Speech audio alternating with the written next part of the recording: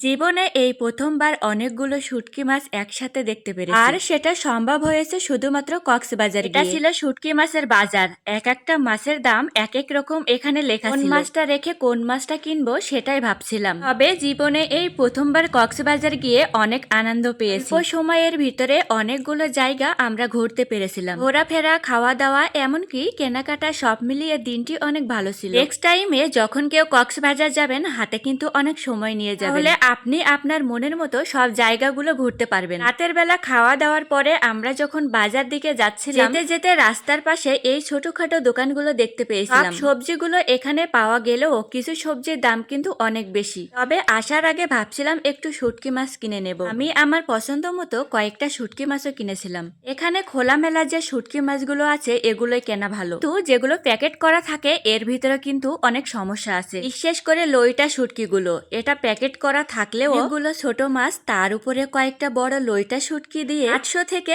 1 KG হয়েছে বলে আপনাকে এই মাছটা ধরিয়ে দিবে। আমিও প্রথমে ভেবেছিলাম মাছগুলো অনেক সুন্দর, তো বাড়িতে আসার পরে যখন প্যাকেট খুলেছি আমি তো অবাক। উপরে 3 থেকে 400 গ্রাম মতো বড় লইটা শুটকি ছিল, এগুলো ছিল ছোট শুটকি মাছ। তারপরেও এগুলোর দাম ছিল প্রায় 800 থেকে 1200 টাকা। এখানেই প্রমাণ হলো চকচাক করলেই কিন্তু শোনা হয় না। প্যাকেট থেকে বাদ দিয়ে যদি এমন আড়ত কিংবা কোনো ছোটখাটো দোকান থেকে খোলামেলা কেনা তাহলে হয়তো আমাকে এভাবে ঠকাতে পারতো না। যাই হোক, শুটকি মাছ কেনার সময় আমি যে ভুলটা করেছি আপনারা এই ভুলটা করবেন না। আপনাকে গিয়ে শুটকি মাছ কিনতে হবে এমন কোনো কথা না, যারা পছন্দ করে শুধুমাত্র তারাই কিনবে। তাছাড়া নদীর এই মাছগুলো খেতে কিন্তু অনেকটাই ভালো। নোনা ইলিশ মাছ দেখতে যতটা ভালো ছিল, আসলে এর দামটা অনেক বেশি ছিল। যে কোনো জিনিস খেতে হলে আমি মনে করি একটু ঘুরে ফিরে দেখে শুনে কেনা উচিত। কিন্তু আমার সাথে সবসময় একটা জিনিস হয়ে থাকে, সেটা আপনাদের সাথে শেয়ার করি। যে কোনো জিনিস কেনার পরে যখন আমি সেই দোকান থেকে বের হয়ে আসি, একটু দাম বেশি কিংবা দেখতে খারাপ হলেও